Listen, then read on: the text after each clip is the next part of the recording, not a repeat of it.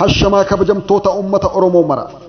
Nagayni keenya kan onni irraa burqee isin haadha qabu jecha weellistuu jaalatamtuu fi kabajamtuu amma lafaa ka'aa jirtu Haanii wallee warraaqsaa viidiyoo kilippiidhaan hojjettee dhufaa jirti.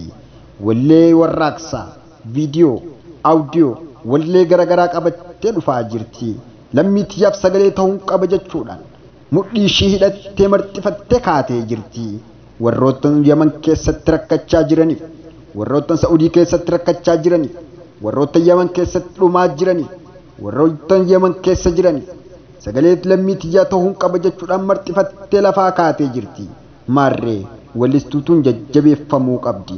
Gama YouTube isheetiin Haanii Tuub jechuudhaan like, share, subscribe godhuudhaan hamilee ishii dirqama Oromummaa bahuu qaba Oromoon.